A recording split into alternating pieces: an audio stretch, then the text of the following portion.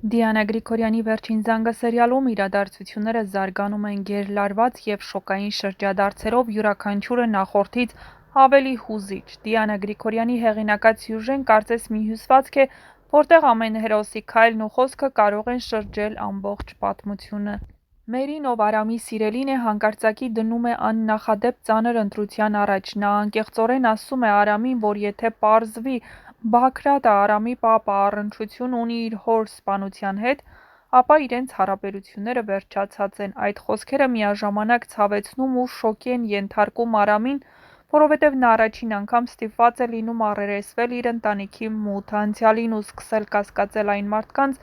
որոնց վստահել է ամբողջ կյանքում։ Արամն անմիջապես շտապում է Բագրատի մոտ, փորձելով իմանալ ճշմարտությունը։ Այդ պահը լարվածության գագաթնակետն է, քանի որ երկու սերնդի միջև թոռան ու պապի տեղի է ունենում բացահայտ ճակատում բախում։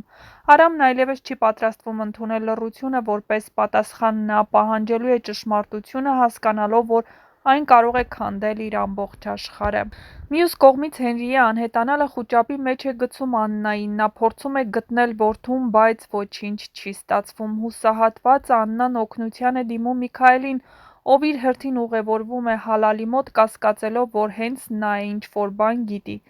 Հենց այս ճգնաժամային պահին Աննան իմանում է, որ Անգելինան հիվանդանոցում է։ Սա ևս մեկ հարված է, քանի որ Աննան վերջին շրջանում կասկածում է Միքայելի ասածներին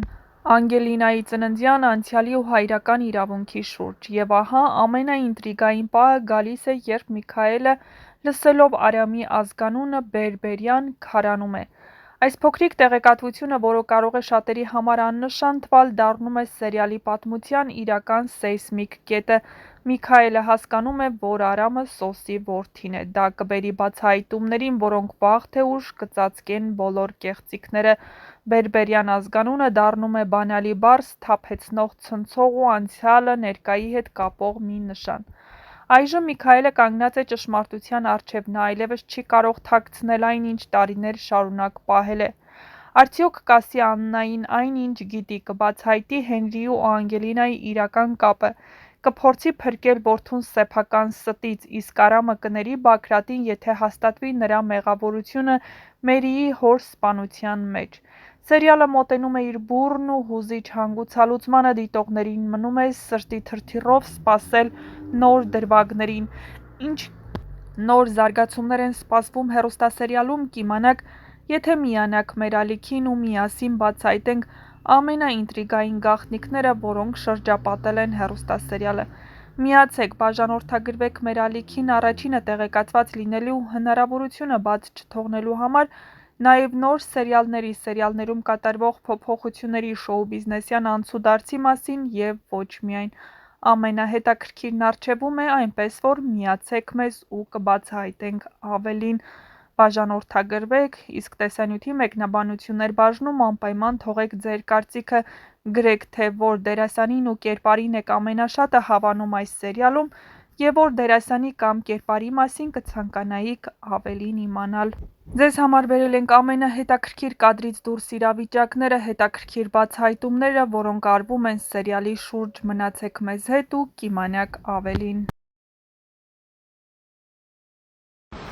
Ողջույն սիրելի հետևորդ, ինչպե՞ս եք։ Հարցախեղտ եք անում ինձ, թե երբ է Հենրին իմանալու, որ Անգելինան իր քույրը չէ։ Շուտով, շատ շուտով։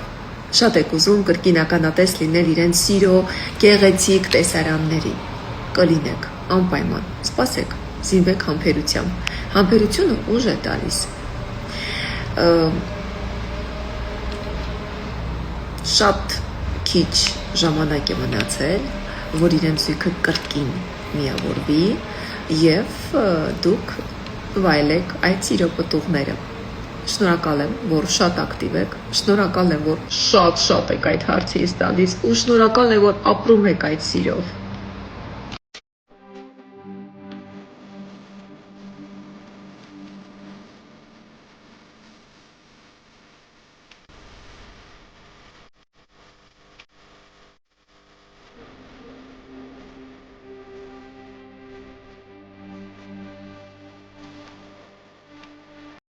Իրականում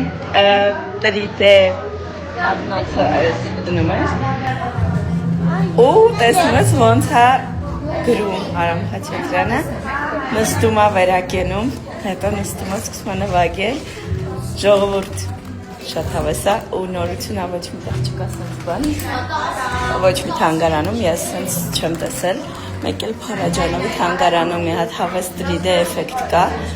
դա լավ կարող եք էլ գնալ, բայց անպայման մանավանդ եթե ունեք փոքր երեխա, բերեք թող վայելի վճարովի ծառայությունա, բայց շատ հավես է, իրականում տեսնում ես այդ մարդուն դիմաց այդ անպայման եկեք, մերսի շատ, հաջողություն, անպայման։ Իմ մասին մի հատ ամոթալի փաստ ասեմ։ Ես էլ մորը չեմ կնգել, Բայց ես իրոք առաջին անգամ եմ Մատենադարանում, որովհետև միշտ ուզեցել եմ գամ գիդով, մանրամասն, տենց պտտվեմ ժամերով, ու չի ստացվել, ժամանակ չի եղել, չի հարմարվել, հիմա առիթ է, հիմա առիթ է կգնամ մի հատ կպտտվեմ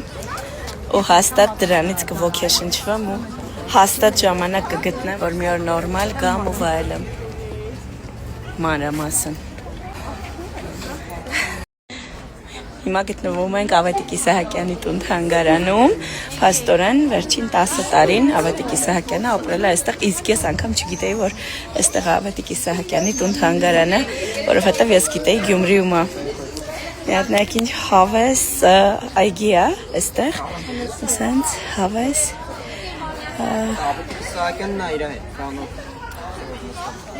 անկյունի կա, սիրուն ծաղիկներով, մի խոսքով գժական, շատ սիրուն է։ Գնանք հեսա տեսնենք ներսը ինչեր կան։